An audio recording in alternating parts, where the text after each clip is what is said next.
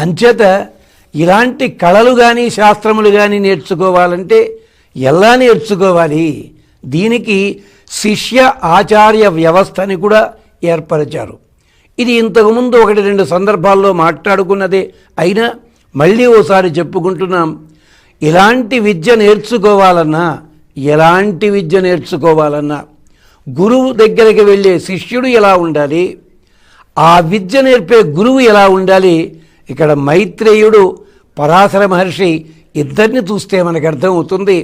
ఆ భాగాన్ని మనం మాట్లాడుకుని తరువాత లోకాల వర్ణన, గ్రహాల వర్ణన, తరువాత రాజవంశాల వర్ణన విష్ణు పురాణంలో ఎలా జరిగిందో చెప్పుకుంటాం. మొదటగా ఆశ్రయించాల్సిన గురువు ఎలాంటి స్థితి ఉండాలో చెప్పుకునే ముందు ఆశ్రయించడానికి వెళ్ళే శిష్యుడి లక్షణములు ఏమిటి? ఎంచేత శిష్యుడిగా వెళ్ళి నేర్చుకునేటప్పుడు కొన్ని మార్గాలున్నాయి. పుష్కలేన ధనేనవ, నువ్వు ధనము ఇచ్చి గురువు దగ్గర నేర్చుకో. శుశ్రూషయ, గురువు గారిని సేవించి నేర్చుకో. విద్యయా విద్య, ఒక విద్య ఇచ్చి ఇంకో విద్య నేర్చుకో. ఇలా మనకి చెప్పారు. కానీ శుశ్రూషయా వర్ధతే విద్య అని చెప్పి గురువుని సక్రమంగా ఆశ్రయించి ఆయన్ని సేవించుకున్నందువల్ల వచ్చే విద్య ఆచార్య దైవ విద్యా విదిత సాధిష్టం ప్రాపత్. అలాంటి ఉత్తముడైన ఆచార్యుని దగ్గర నేర్చుకున్న విద్య నిలబడుతుంది. దానికోసం శిష్యుని లక్షణాలు చెప్పారు, 13 లక్షణాలు. ఇది వేదాంత దేశకుల వారు చెప్తారు. సద్బుద్ధి, మంచి బుద్ధి కలిగి ఉండాలి. మంచి బుద్ధి అంటే అర్థమేమిటి? తాను నేర్చుకునే విద్య మీద విశ్వాసం ఉండాలి, నేర్పే గురువు మీద నమ్మకం ఉండాలి. ఇది నేర్చుకున్నందువల్ల లోకానికి క్షేమం కలిగించాలి, ఆత్మక్షేమం కలగాలని ఆలోచన కలగాలి. ఇది సద్బుద్ధి. అంతే తప్ప ఇది నేర్చుకుంటే కీర్తి వస్తుందనో, 10 మందిలో గొప్పతనం వస్తుందనో, ధనం సంపాదించుకోగలమో, అధికారం సంపాదించుకోగలమనో, ఇవన్నీ కూడా తరువాత వస్తాయి తప్పనిసరిగా. ఎప్పుడైతే దీపాన్ని వెలిగించామో చీకటి తొలగిపోతుంది, వెలుతురు వస్తుంది. నిజమే. అంచేత అలా పద్ధతిలో నేర్చుకునేవాడే సద్బుద్ధి. సాధుసేవి, లోకంలో చూస్తుంటాం కాస్త విద్య రాగానే ఇక అందరినీ కూడా చులకన భావంతో చూడడం, చాలా తక్కువగా చూసి మాట్లాడడం, తారతమ్యాలు మరచిపోవడం, పెద్ద చిన్న తెలియకపోవడం, తానే ఘనుడనుకుని అందరినీ కూడా దూషించడం, ద్వేషించడం ఇలాంటివి జరుగుతాయి.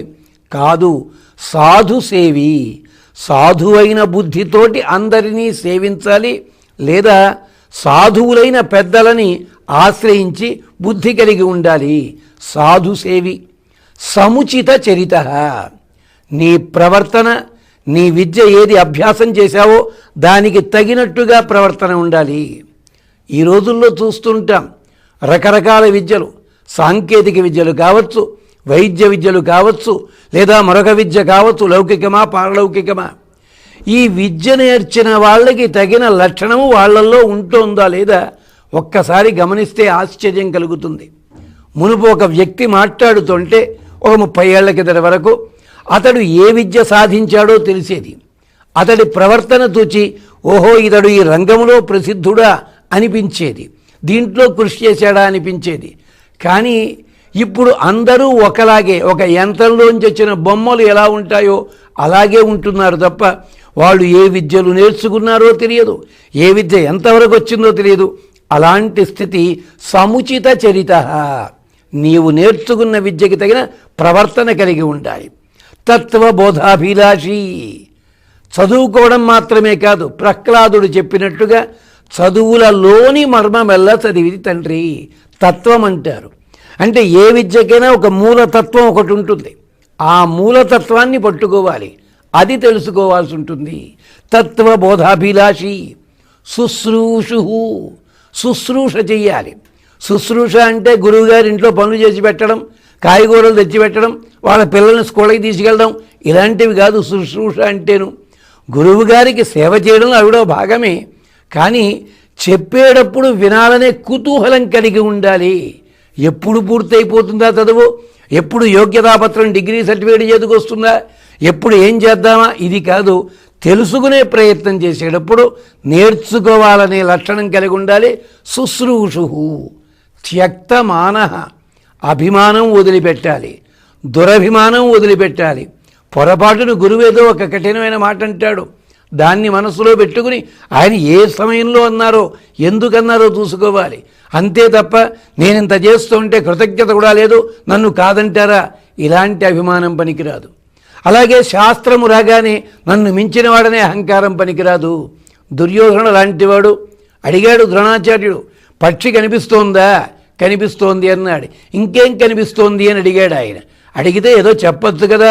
ఆఖరికి దూరంగా కూర్చున్న మా నాన్నగారు ధృతరాష్ట్రుల వారి మొహం మీద ఉన్న ముడతలు కూడా కనిపిస్తున్నాయి, నేను నా తండ్రి వల్ల గుడ్డివాడిని అనుకుంటున్నావా అన్నట్ట. అది లక్షణం.